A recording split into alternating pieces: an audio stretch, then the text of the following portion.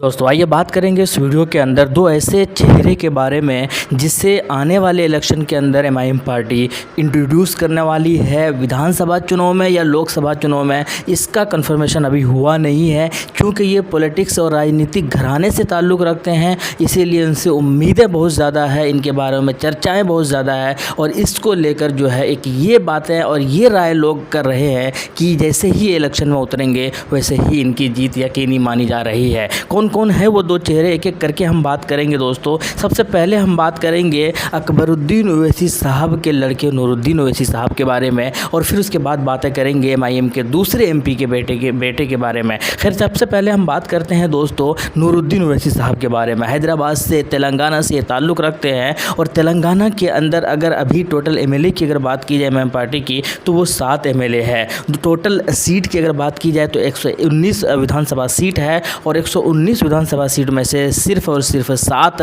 जो है विधानसभा सीट पर इनकी जीत हुई है। लेकिन मज़े की बात यह है कि इसी साल दिसंबर 2023 के अंदर ही वहां पर चुनाव होना है और ये बात अब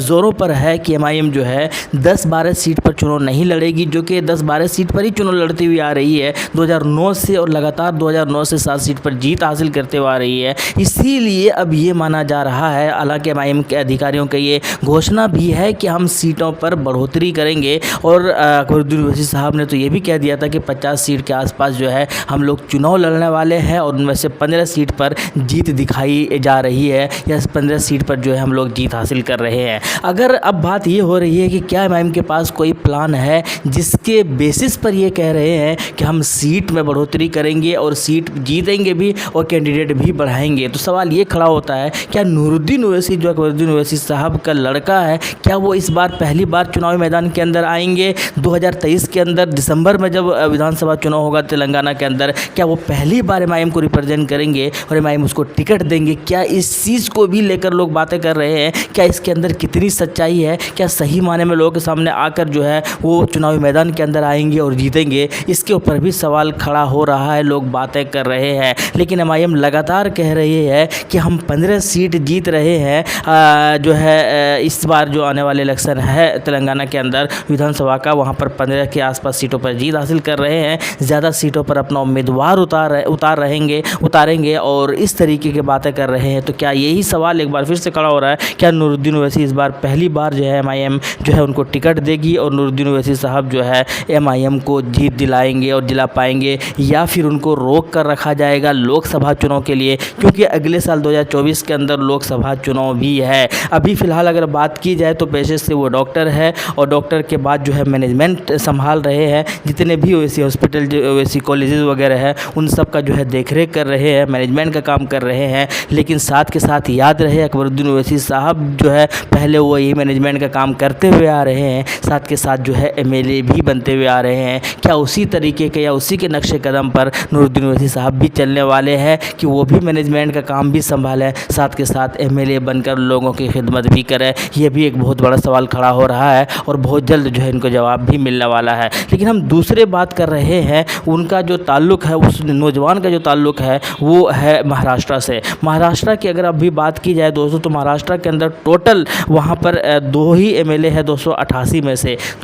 में से एमआईएम का 2 एमएलए है वहाँ पर महाराष्ट्र के अंदर। लेकिन मज़े की बात यह है जिसके बारे में बातें हो रही है, और महाराष्ट्र के अंदर जो विधानसभा चुनाव की अगर बातें की जाए तो 2024 के अंदर ही विधानसभा चुनाव होना है, लोकसभा चुनाव के बाद अक्टूबर के अंदर वहाँ पर चुनाव होना है। और टोटल वहाँ पर अगर सीट की अगर बात की जाए तो 288 सीट है वहाँ पर महाराष्ट्र के अंदर। लेकिन सवाल ये खड़ा होता है कि कौन है वो साहब जिनकी चर्चाएं चल रही है, जिनके बारे में बातें हो रही है कि उनको अब चुनावी मैदान के अंदर आने चाहिए ताकि एमआईएम का कद और भी बढ़े, ताकि एमआईएम के एमएलएज में जो है एमआईएम के बड़े नेताओं में जो है इजाफा हो। हम बात कर रहे हैं एमआईएम के जो दूसरे एमपी है औरंगाबाद के इम्तियाज़ जलील साहब, उनके बेटे के बारे में जिनका नाम बिलाल जलील है। तो इम्तियाज़ जलील साहब याद रहे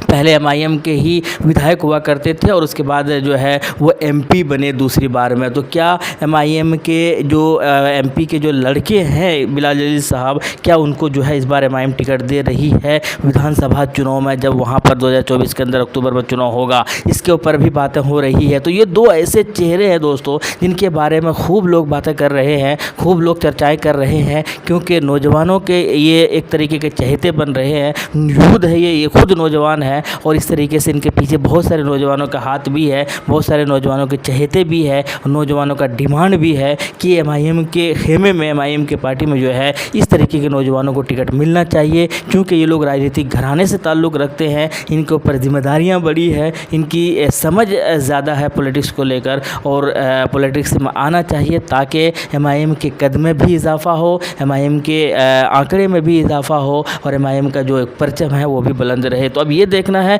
कि लोकसभा चुनाव में या विधानसभा चुनाव में कब एमआईएम इनको इंट्रोड्यूस करती है, कब इनको टिकट देती है, ये तो खैर